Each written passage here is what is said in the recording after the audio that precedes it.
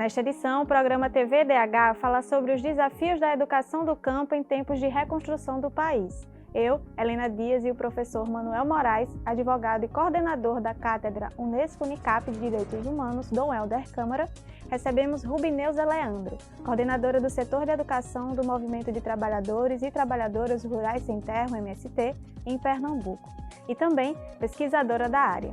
Começa agora o programa TV Direitos Humanos. O TVDH é uma iniciativa da Cátedra Unesco-Unicap de Direitos Humanos, Dom Helder Câmara, produzido pelos estudantes de jornalismo do projeto de extensão EduComDH, Educomunicação e Direitos Humanos na Mídia, numa parceria com a Cátedra Luiz Beltrão de Comunicação, o Centro Dom Helder Câmara de Estudos e Ação Social, o Movimento de Trabalhadores e Trabalhadoras Rurais Sem Terra, MST, o Centro das Mulheres do Cabo e o Centro de Cultura Luiz Freire.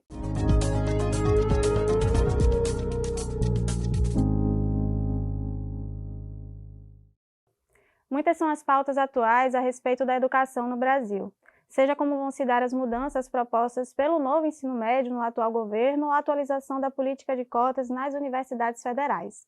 Mas o que temos discutido sobre a educação no campo? Vivemos tempos de pós-pandemia, período que impactou diretamente o direito ao conhecimento e que aprofundou as desigualdades no acesso à educação. Hoje falamos sobre reconstrução do país e retomada de políticas nessa área. É sobre isso que vamos prosear. Sejam bem-vindos, professor Manuel e Rubineuza Leandro.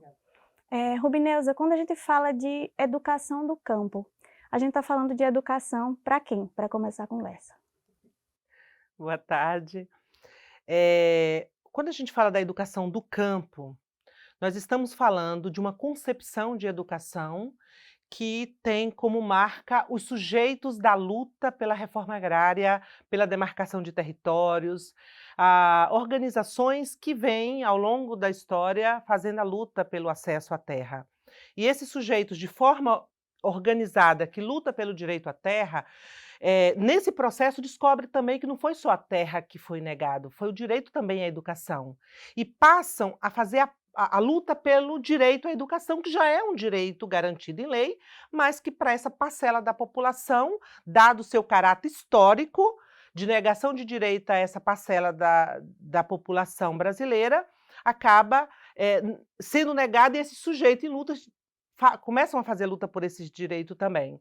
Só que no processo de luta, tem um salto qualitativo, que ao fazer a luta pela terra e pela educação, descobre que não pode ser qualquer educação. E o DOR tem a ver com isso, que é a tomada de posição, que é uma educação desde esse sujeito. Portanto, da necessidade da escola, a escola necessária à luta. Então, o DOR tem a ver com essa escola necessária à luta, ou seja, escola que responda a um projeto de campo, de formação de sujeito e de sociedade que esses sujeitos almejam para o campo, ou para a sociedade brasileira. E a gente está falando justamente dos desafios em relação a isso, né? Estamos vivendo um período pós-pandêmico e essa área foi muito afetada. Que tipo de desafios vocês diriam que a gente já consegue identificar ou a gente ainda está no processo de mapear todos esses impactos? Veja, a Unesco faz pesquisas globais sobre o impacto da pandemia no sistema de ensino de todo o mundo, de todo o globo, né? Um dos grandes problemas, dos grandes desafios é a defasagem de ensino e aprendizagem dentro da proposta pedagógica, tendo em vista que muitas escolas tiveram que fechar mediante a pandemia. Essa recuperação é um grande desafio, porque você tem níveis diferentes de investimento. E é exatamente onde a educação no campo, né, tem um grande desafio, porque ela sempre foi resultado dessa luta, que Rubineuza muito bem falou, mas ela não tem o recurso suficiente para existir como tem os outros investimentos a nível da União e dos Estados, né, Rubineuza? Exatamente, porque assim, quando você pensa na educação do campo, do ponto de vista da política, o financiamento, o currículo e a formação de educadores são fundamentais para compor essa totalidade da política. Dado a precariedade das condições das escolas do campo, necessitaria de um financiamento maior. E dado também que, na grande maioria, os professores se deslocam para o campo. Nossa luta é para a elevação de escolaridade. A gente tem uma luta histórica e temos conquista, inclusive, com o Programa Nacional de Educação na reforma agrária, que tem formado esses profissionais, mas ainda é baixa a demanda, dado a demanda que nós temos. Então, o financiamento é fundamental para garantir que a política de educação do campo seja efetivada. Isso é o que está dentro do campo da política, mas a educação em si e a educação do campo, de forma particular, enfrenta algo maior que tem a ver com a política de educação, que hoje discutir a educação do campo, ela tem sentido se a gente discutir a educação brasileira, a educação pública brasileira, que é aonde forma a maioria da classe trabalhadora. O que a gente costuma dizer é que a vitória de 2021, 2022, sempre me perco no ano, 2022, foi apenas tirar o elefante da sala. Ou seja, a gente vem com um processo problemático de privatização da educação pública, seja em diversos níveis, livro didático, gestão de escola, sem dizer que também há uma disputa de concepção, e eu poderia até dizer ideológica, do rumo da educação, que está na disputa com a escola sem partido, que está na disputa dos homeschooling, que está na disputa do notório saber, que tem a ver com a reforma do ensino médio, que é a precarização da formação da nossa juventude trabalhadora, porque isso está valendo para as escolas públicas. Então, hoje, discutir a educação do campo é discutir o lugar da educação pública brasileira, que forma a grande maioria dos trabalhadores. A gente vai continuar a conversa no próximo bloco. E nele a gente tem a reportagem de Rafael Negrão, que é sobre a experiência em educação e agroecologia da ONG Caatinga, que atua no sertão do Araripe, em Pernambuco. Nós voltamos daqui a pouco.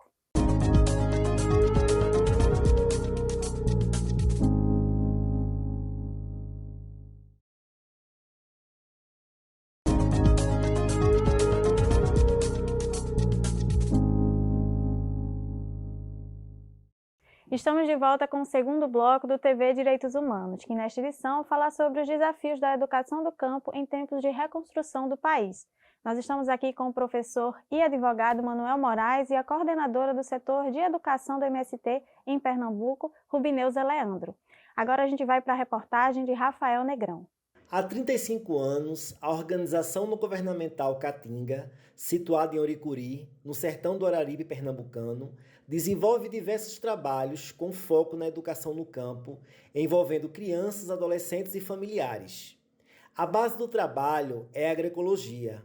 Quem explica mais detalhes é a coordenadora-geral da instituição, Aline Honório. A nossa ação é com as famílias agricultoras, sendo que nós temos um trabalho também com as crianças dessas famílias agricultoras, um trabalho que a gente faz em parceria com as escolas, que aí é justamente a gente trabalhar os temas da agroecologia, né? Semente, terra, racismo, a questão do combate ao racismo, né? A questão da importância do empoderamento das mulheres, o acesso à terra. Então, toda essa temática que a gente vem vivenciando diariamente com as famílias agricultoras, a gente tenta de forma lúdica estar trabalhando com o nosso público infantil, entre crianças e adolescentes.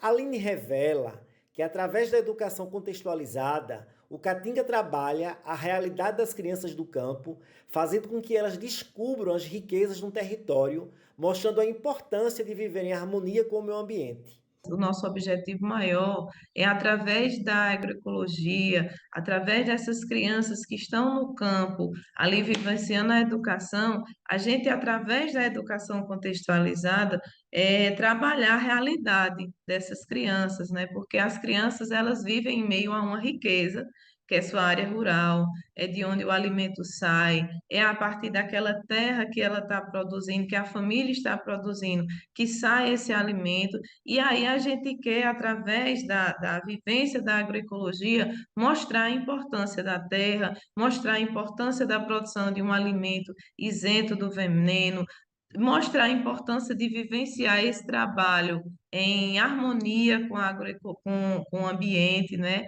Que a partir do momento que você vivencia essa harmonia com o meio ambiente, todo mundo sai ganhando, inclusive o ser humano, né? Porque a gente instiga desde a criança a importância de não desmatar, de entender que há um manejo dentro da produção que possa ser feito através do quintais produtivos, dos sistemas agroflorestais, sem que precise realizar essas práticas predatórias, né? A exemplo das queimadas, dos desmatamentos. A missão do Caatinga é fazer com que as crianças pensem no amanhã e entendam a riqueza que elas têm e vivenciem com os parentes a educação no campo que transforma vidas. A gente pensa no futuro. E aí a ideia é fazer com que essas crianças elas entendam a riqueza que elas têm, que essa riqueza é quem vai dar qualidade de vida e que elas possam, a partir disso, elas potencializar esse conhecimento, vivenciar isso com os pais, que na maioria das vezes não teve a mesma oportunidade delas de entender essa riqueza de forma ainda no início da sua vida. Então, assim, a ideia principal, central, é que a gente possa, a partir desse trabalho no campo, vivenciado junto a essas famílias agricultoras, com essa parceria com as escolas, com essa ação da ATE, a gente transformar vidas a partir do conhecimento. O significado da educação é amplo e no campo, assim como na cidade, ele se dá de maneiras muito diversas, como vimos na reportagem. Mas uma coisa que é certa é a necessidade de que a garantia desses direitos e processos educativos sejam políticas públicas. O Programa Nacional de Educação na Reforma Agrária, o PRONERA, é um exemplo disso, né, Rubineuza? Como é que ele funciona e o que é que ele significa? Eu acho que o Programa Nacional de Educação na Reforma Agrária, o PRONERA, foi uma das conquistas mais importantes que nós tivemos eh, das áreas de reforma agrária, que atende também os quilombola, que são áreas coordenadas pelo INCRA, né, o Instituto Nacional de Colonização e Reforma Agrária. A gente diz que o PRONERA foi conquistado no sangue de Eldorado dos Carajás. Primeiro que foi uma demanda dos movimentos, e aí pautado no primeiro Encontro Nacional dos Educadores e Educadoras da Reforma Agrária, em 1997, e ali gestou o PRONERA, o ENERA gestou o PRONERA, que era uma política para garantir que tivesse as áreas de reforma agrária um atendimento a uma política que atendesse ao processo de alfabetização, já que há um elevado índice de analfabetismo no campo, sobretudo nas áreas de reforma agrária, dado que os sujeitos dessa política da reforma agrária são os que foram excluídos de todos os direitos, então o índice de analfabetismo é elevado, e a nossa luta tem sido para transformar essas áreas em território livre do analfabetismo. E a gente, desde a nossa gênese, temos trabalhado para superar o analfabetismo. Mas também de elevação de escolaridade, que também é baixa no campo e nas áreas de reforma agrária. E aí, até o nível superior e pós-graduação. Então, ele é uma política que nasceu de baixo para cima. A gente fala que foi o laboratório de se conceber o que é uma política de educação pensado desde os sujeitos. Então, ele é calcado no tripé Estado, Universidade e Movimentos Sociais, que concebe o curso e se trabalha ali em alternância, que é garantir que os sujeitos não precisam abandonar o campo para poder estudar, que é o que tradicionalmente se faz, visto que as universidades, antes do governo Lula, era nas metrópoles. O Lula consegue interiorizar as universidades. E o PRONERA, além de atender na base, que é a educação básica e a educação de jovens e adultos, essa modalidade dentro da educação básica, também garantiu cursos de graduação e de pós-graduação, garantindo que os sujeitos do campo possam se formar sem abandonar o campo. O meu caso é esse, eu fiz pedagogia pelo PRONERA, fiz especialização, e isso me deu condições de continuar estudando, fazendo mestrado, e agora estou no doutorado. Então, assim, é uma política que, além de atender essa demanda, também dialoga com esse projeto educativo desde os sujeitos. Então, é uma política fundamental para as áreas de reforma agrária. Como você fala, a gente percebe que tem tudo a ver também com a permanência do povo no campo, né? Literalmente, assim, de juventudes, né? E a permanência de várias outras coisas. Rubineuza, você contextualizou anteriormente que essa pauta da educação do campo, ela está dentro de uma pauta maior que é da educação de maneira geral. Como é que as ameaças a essa educação, elas hoje, na pauta atual, elas interferem diretamente? O que é que ameaça, por exemplo, o Pronera? O que é que a gente precisa avançar? O Pronera, eu coloquei como ele foi concebido e o que ele é, mas isso não significa que não tem disputa permanente, desde o corte de recursos, embora o decreto presidencial de 2010 que o Lula assinou, transformou numa política pública, mas sujeito ainda tanto que agora no governo Bolsonaro foi cortado todos os recursos, só ficou 20 mil no programa. Então, assim, qualquer governo vai lá e desmonta. Então tem disputa, mas a mais contundente foi a partir da CPI de 2004, quando depois reverberou, o resultado dessa CPI foi cortar os custos do Pronera, mas mais do que isso, ele ficou parado porque estava se discutindo como fazer para tirar os movimentos sociais da coordenação do programa. Embora esteja garantido em lei, a LDB abre a participação dos movimentos, a própria Constituição Federal, mas havia uma disputa ali ideológica, né, de não garantir que o Estado pudesse assumir a educação desses sujeitos. Então, tem disputa, a gente fala que houve uma politização da justiça nesse processo, né. O ativismo judicial agiu profundamente nos cursos do Pronera, criando processos contra os coordenadores dos cursos, tirando os movimentos da coordenação do programa, e no último período foi esvaziado economicamente, tirou os recursos, agora está havendo então uma reconstituição, foi colocada agora indicada a coordenadora, a Clarice está assumindo, e também a gente está na luta para recompor o orçamento, porque é um programa que garante da alfabetização de jovens e adultos à pós-graduação, de forma que os sujeitos do campo tenham essa possibilidade das áreas de reforma agrária, né, incluindo os quilombola, acesso ao conhecimento e que dialogue com essa realidade. No próximo bloco tem o quadro Fala Povo, com Álvaro Torres. Ele levou para as ruas a pergunta: qual a diferença entre a educação do campo e a educação rural? Até já!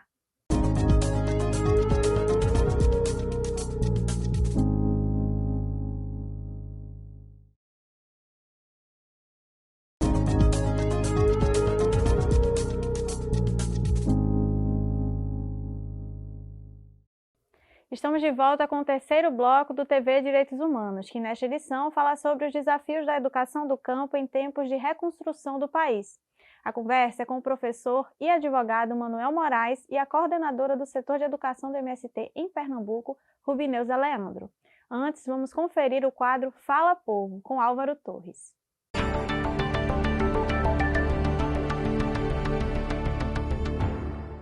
As diferenças entre educação rural e educação do campo estão nas origens pedagógicas e de gestão. Enquanto a educação do campo tem origem numa luta feita por movimentos sociais, a educação rural é uma política capitalista com a finalidade de manter o agronegócio. Isso impacta diretamente no ensino das futuras gerações, podendo levar a consequências socioeconômicas na vida dos camponeses e dos trabalhadores rurais. Mas será que as pessoas sabem disso? É isso que o Fala Povo de hoje quer saber. Eu acredito que seja um pouco mais primária e que a gestão seja, assim, diferente, né? Mas eu acredito que seja, assim, mais precária. Eu acredito que seja mais, assim, menos cursos, menos áreas, né? Pelo que eu conheço, né, de instituições do sertão, né? Porque os meus pais são do interior. Então, eu acredito que seja isso. Bem, a educação rural, ela tem a história, ela é herança do período da ditadura militar, né? É como era instituída a educação nas áreas mais afastadas da cidade. Já a educação do campo, ela Começou com os movimentos de mudança de como era o sistema educacional do país e iniciou lá pelo PCN, aí depois LDB e BNCC. E você acha que isso democratiza a educação para a população do campo, né? Isso para a população do interior? Sim, porque é um movimento em que vai trazer a educação de qualidade que temos, a proposta de educação de qualidade que temos na cidade para o campo. A diferença é apenas o local. Acredito que, pelo que eu vi de alguém que sabe, que me falou um dia, é que a rural ela é uma já assim bem politizada, onde os grandes empresários trabalham, né, político, né, e a do campo são aqueles trabalhadores mais humildes, mais simples assim.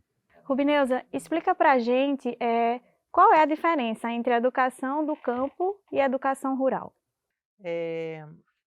A educação rural, ela marca um período de uma educação que estava vinculado à casa grande.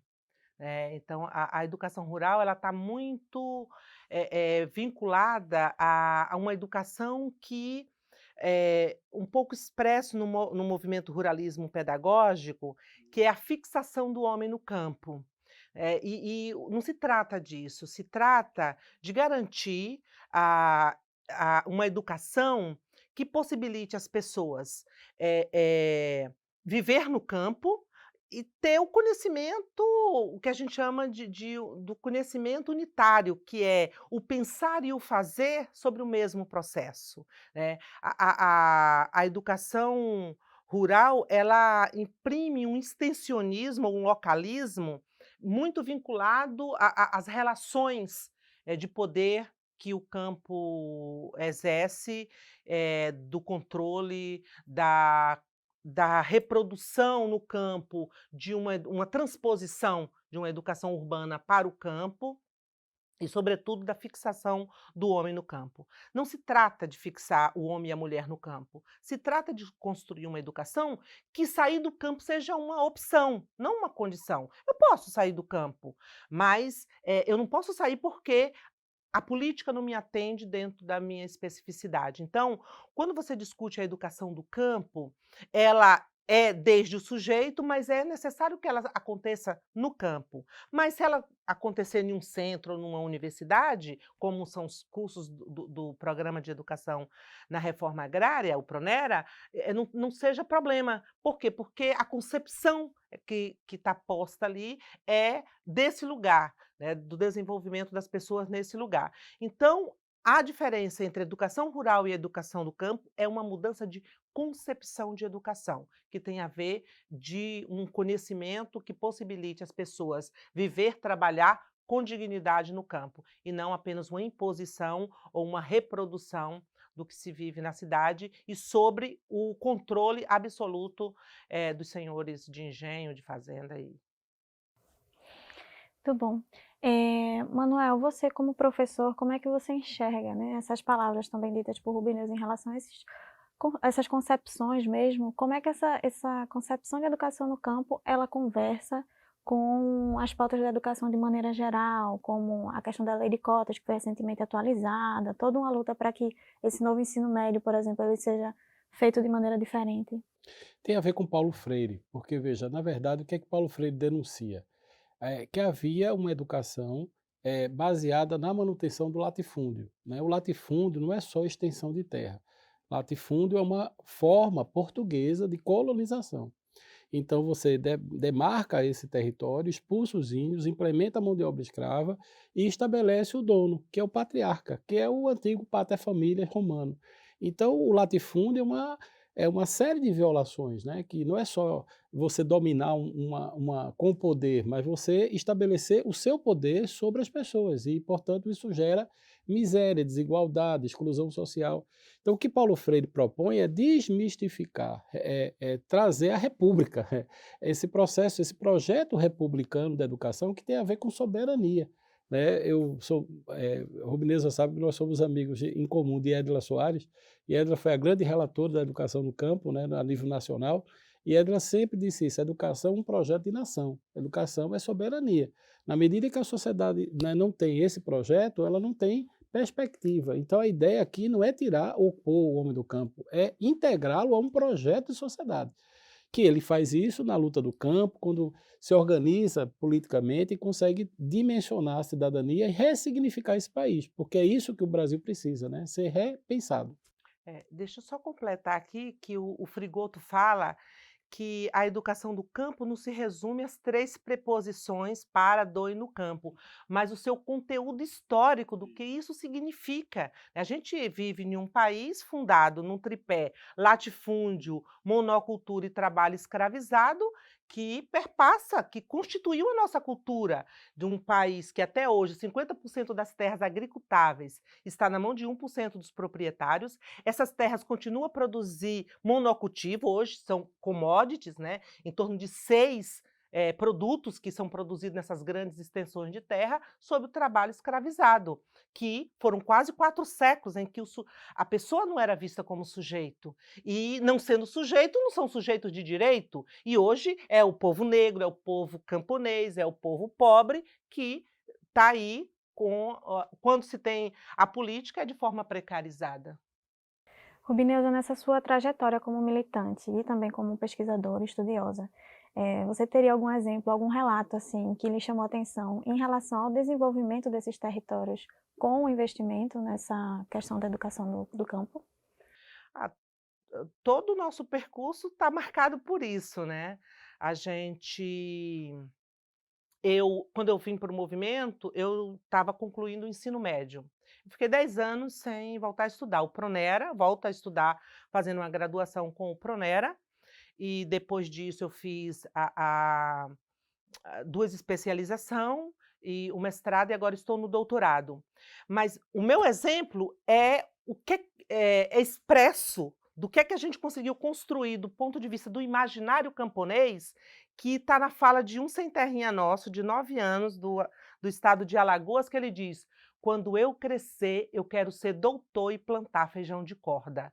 Então, veja o que é que isso significa, que eu não preciso sair do campo para estudar. E quando eu estudo, eu não preciso abandonar o campo. O conhecimento é para o desenvolvimento local, é para a melhoria da qualidade de vida da nossa comunidade. Então, seja professor, seja agrônomo, seja veterinário, seja no campo do direito, porque nossa vida é de luta permanente, seja na medicina, que nós estamos formando nossos médicos, ainda fora, mas estamos agora no diálogo com a Universidade de Pernambuco, Federal de Pernambuco, para um curso de medicina para as áreas de assentamento, já está num processo bastante avançado, porque nossos médicos estão se formaram em Cuba e agora na Venezuela. Então a gente agora está construindo esse curso. Mas veja o nível de preconceito que quando a gente foi para os cursos do Pronera, saindo da área da educação e indo para o direito, para a agronomia, todos nós sofremos preconceito. Disseram, no curso de agronomia, onde já se viu esse trabalhador, mão calejada e pé rachado, querer disputar os nossos cursos de agronomia? Aqui em Sergipe. O de direito, lá em Goiás, falaram: daqui a pouco até Gari vai querer ser doutor. Então veja como o conhecimento é concentrado no Brasil, não é só a terra. O João Pedro, inclusive, fala que a gente tem que romper 3 cercas: a da terra, a do conhecimento e a do capital. Então é resultado de uma sociedade que acha que o estudo é privilégio e que ele não pode ser acessível à classe trabalhadora.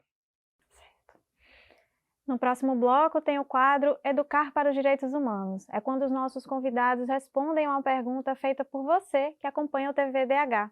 A gente volta daqui a pouco.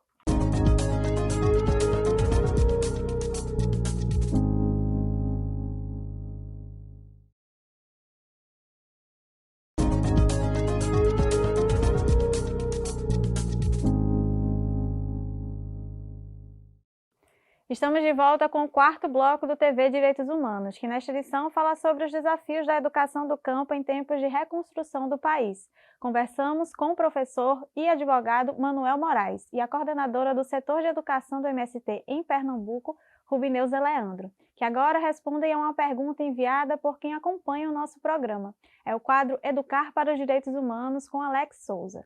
Quem fez a pergunta foi a bióloga e professora do Instituto Federal de Pernambuco, Camila Lima.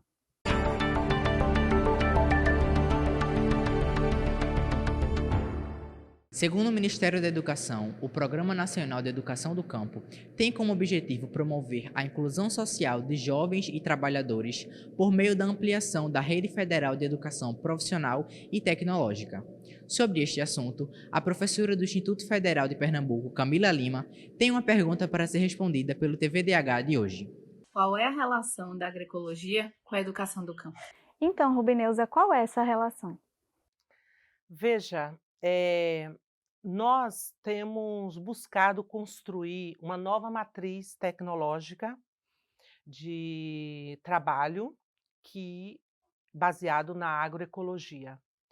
E nós estamos vindo de 500 anos de um processo produtivo de destruição, de desbravador. Nossa cultura é de desbravadora, né? Desbravar esse território.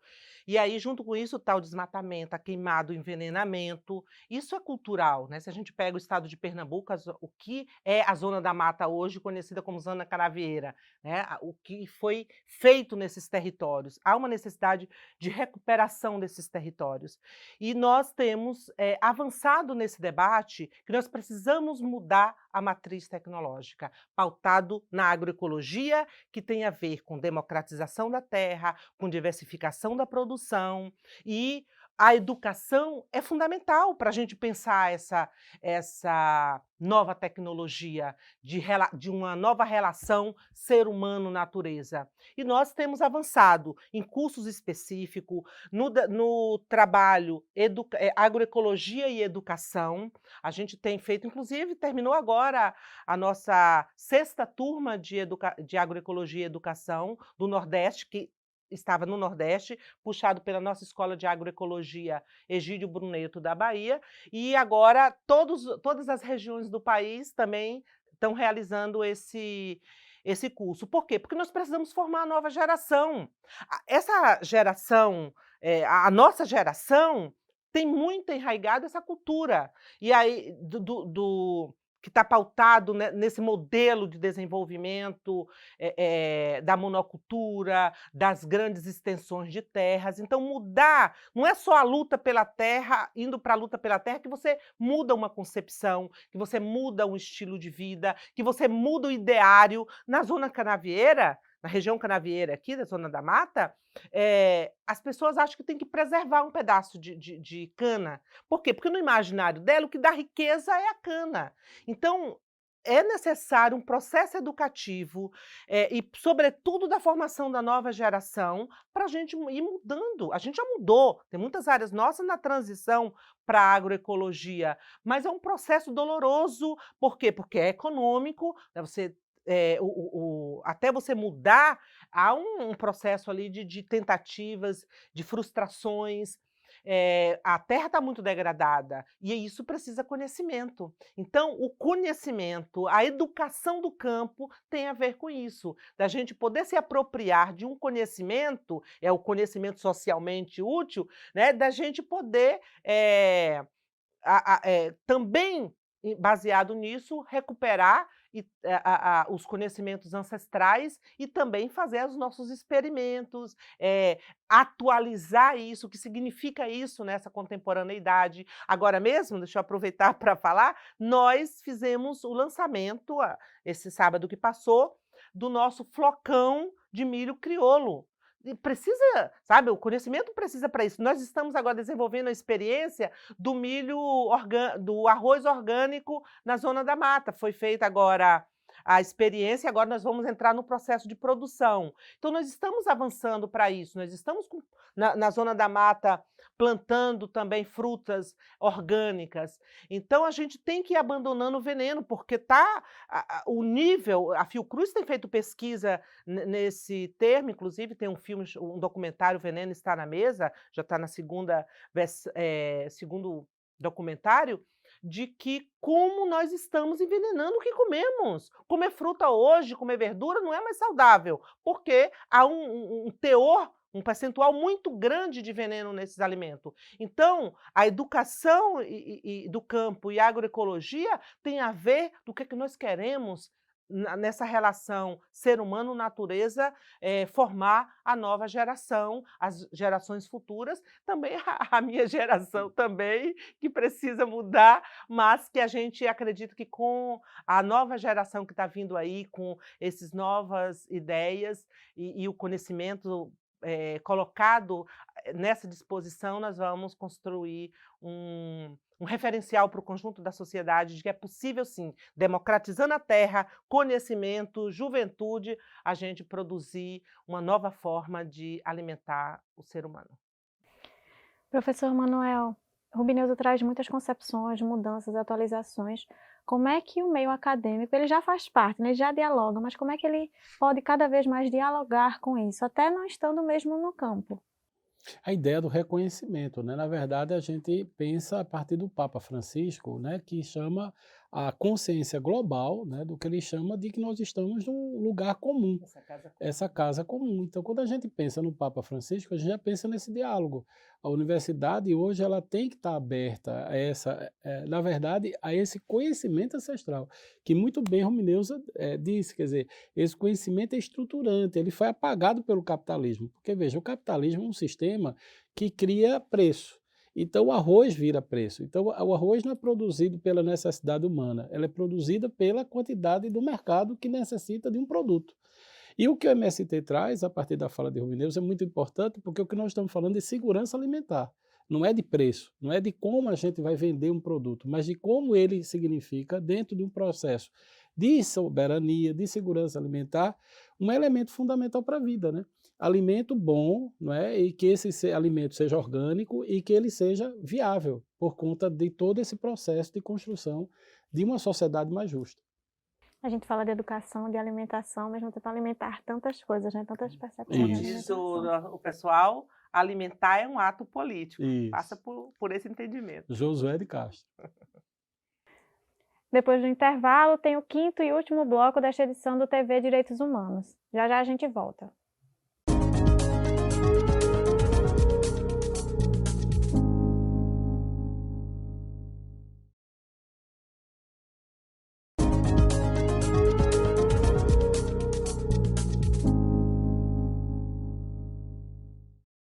Chegamos ao quinto e último bloco do programa TV Direitos Humanos, que nesta edição fala sobre os desafios da educação do campo em tempos de reconstrução do país. Contamos com a presença do professor Manuel Moraes, advogado e coordenador da Cátedra Unesco Unicap de Direitos Humanos, Dom Helder Câmara, e Rubineuza Leandro, coordenadora do setor de educação do Movimento de Trabalhadores e Trabalhadoras Rurais Sem Terra, o MST, em Pernambuco, e também pesquisadora da área. Rubineuza, a gente saiu aí de um ano de eleição ali em 2022 e a gente vê muito que tem sempre uma onda muito grande de xenofobia quando a gente passa principalmente por eleições presidenciais. E um dos motes dessa xenofobia, principalmente em relação ao Nordeste, é acusar, né, a gente de ter uma escolha de ter grandes índices de analfabetismo. Como é que você vê também essa disputa ideológica mesmo também em torno da educação, essa batalha das ideias, né, em relação à política? Desde da eleição do Lula, antes dele tomar posse, que a gente vem dialogando de como foi importante o papel do Nordeste para a gente derrotar o Bolsonaro nessas eleições. E o que a gente tem dito é, derrotamos Bolsonaro, mas falta o fascismo, e a educação tem um papel fundamental nisso. Em relação ao campo e ao Nordeste e ao campo, a gente tem colocado o seguinte, a gente até brinca, né? Assim, nós somos alfabetizados politicamente, porque nós conseguimos derrotar o Bolsonaro. Quer dizer, há um reconhecimento que o Nordeste foi fundamental para isso. Mas agora o censo aponta que é a região com maior índice de analfabetismo, né? O Norte e o Nordeste, mas o Nordeste ainda maior ainda, 11 e pouco % ainda. E quando você põe isso para o campo, ainda é mais elevado ainda o índice de analfabetismo no campo. E então o que é que nós colocamos? Que há uma necessidade de uma política para resolver isso. Para o Brasil todo, mas de modo particular para o Nordeste. Do ponto de vista do MST, nós estamos nessa batalha. Nós estamos construindo, junto com a Universidade Federal de Pernambuco, um projeto que a gente chama Projeto Guarda-Chuva para todo o Nordeste, para atender aí em torno de 50.000 estudantes na educação de jovens e adultos, da alfabetização ao nível médio. E a gente está em pleno processo. Nós estamos com 2 movimentos, né? Um que é um grupo de professores e da direção do setor de educação do Movimento do Nordeste elaborando o projeto, e uma equipe com o Pronera em Brasília, articulando hoje mesmo, essa semana mesmo, estamos no retorno disso lá em Brasília, puxado pelo Pronera, mas que envolve o MEC e a Casa Civil, que está dentro da pauta do movimento junto ao governo federal. Então, a gente está nesse processo de luta para transformar nossos territórios livres do analfabetismo. Mas não basta ser só para o MST, a gente está nessa luta porque o que o movimento faz acaba influenciando o conjunto da sociedade. O movimento tem tido esse papel também, foi assim com a educação do campo, né, da gente fazer a luta específica desde o movimento, mas que influenciou a ponto da gente criar o movimento por uma educação do campo. Então, a gente fala assim, a gente quer ser alfabetizado, a gente é alfabetizado politicamente, mas também queremos letramento, queremos se apropriar do código da leitura e da escrita. E é nessa batalha que nós estamos. E do ponto de vista do conjunto da sociedade, a gente tem que garantir que a população nordestina supere isso. E a gente fala assim, ó, o analfabetismo, ele tem cor, ele tem região, ele tem lugar, né? Então você pega o maior índice de analfabetismo está com a população negra, numa região nordeste, na região norte, onde se concentra um grande percentual de negros e índios, e o campo, em relação à cidade, também é maior o índice de analfabetismo no campo. Então, o que nós queremos é superar isso. Isso é uma dívida histórica que a política pública de educação brasileira tem com o povo nordestino e com o povo nortista. Professor, você também é cientista político e a gente correlacionou aqui, né, a questão da educação, da alimentação, do meio ambiente também. Hoje falamos muito de crise climática, mas o Nordeste ele já vem falando de clima há muito tempo, né, do semiárido e de toda essa questão. Você acredita que politicamente a gente ainda precisa fortalecer mais uma identidade Nordeste? Veja, o Nordeste ele é uma construção histórica, geográfica, cultural, que se consolida na literatura, na poesia, né, na construção desse lugar social que nós falamos aqui de Nordeste. Nós temos figuras assim, iconográficas, né? Por exemplo, Manuel Corrêa de Andrade, que escreveu vários livros sobre o Nordeste, Denis Bernardes, grande historiador, e o Nordeste ele tinha, no período colonial, um protagonismo importante, principalmente em função do açúcar. O açúcar foi um elemento que trouxe ao Nordeste muito poder político. Não é à toa que foi a região que foi ocupada pelos holandeses, né? E essa região era muito cobiçada internacionalmente por conta do seu posicionamento geopolítico colonial. Na virada da República, o processo republicano se deu por 2 oligarquias, a chamada oligarquia do café com leite. E essa oligarquia estabeleceu todo um projeto que se perpetuou no Estado Novo, né, com Getúlio, na industrialização do Sul em detrimento do Nordeste. Foi quando Dom Helder Câmara e os bispos que se reuniram na Paraíba formaram uma campanha, né, para a construção da Sudene. A Sudene é parte da tentativa de se criar, a partir do reconhecimento dessa desigualdade, né, a ideia de que há necessidade de um investimento equitativo. Veja, equitativo dentro do direito significa não é distribuir igual, é distribuir proporcionalmente. Então o Nordeste está reivindicando, não é igualdade em financiamento, é proporcionalidade. Se eu tenho mais vulnerabilidades no Nordeste, eu preciso de mais investimento no Nordeste. Esse é o princípio da equidade, né, do direito. Então isso está na Constituição, por isso que nós temos um Banco de Desenvolvimento do Nordeste e todo um projeto de desenvolvimento que foi construído a partir da ideia desse lugar que é histórico, que é cultural, mas que também se integra num esforço maior de formação da nação, né?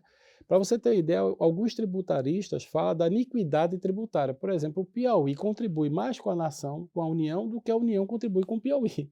Então, nessa iniquidade tributária, é preciso repensar essa distribuição de renda, né, e de riqueza, porque o Nordeste também não é um Nordeste totalmente dependente do Sudeste. Haja vista que a construção da transposição, os investimentos que o governo Lula fez, investimentos estruturais, estou falando de refinaria, a gente está falando de outros processos de industrialização no Nordeste. Mas sem investimento na educação, a gente tem uma situação precária em função da mudança climática, porque esses investimentos envolvem carbono, envolve um pouco do mesmo, né? E a gente precisa de investimento em tecnologia, em conhecimento, para que a gente possa produzir outro tipo de conhecimento que, inclusive, a partir do Nordeste, possa ser uma alavanca para que a gente se integre nesse novo mundo que se avizinha, né? Então, acho que o potencial do Nordeste se dá não a partir desse processo histórico, mas a partir do que nós queremos para o futuro. Nós queremos um país mais integrado, nós queremos um país mais forte, nós queremos um país mais solidário, né? E aí eu acho que o MST tem um papel muito importante nisso. Por isso que eu queria deixar por último essa homenagem, né? Que o MST, desde Ronda Alta, do primeiro assentamento lá cercado por Curió, né? O MST sempre teve preocupação com a educação. E é o MST que empodera essa população, que significa talvez até muito mais do que as ligas camponesas, da ditadura militar, representou no passado. Representa um projeto de soberania. A gente está chegando no fim, mas eu queria fazer um jogo rápido aqui com vocês para saber, assim, qual é a agenda da educação para o próximo período em relação a essas pautas mais urgentes que a gente está precisando reivindicar de política pública. Eu acho que a pauta urgente da educação é a gente defender a escola pública brasileira.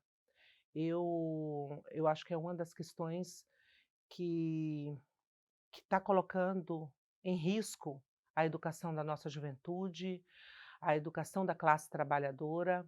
Nós estamos com uma ação muito intensiva do capital sobre a educação, que já vem de um longo período, né? 2012, o Luiz Carlos de Freitas já fez um texto, né? A reforma empresarial da educação e a desmoralização do magistério.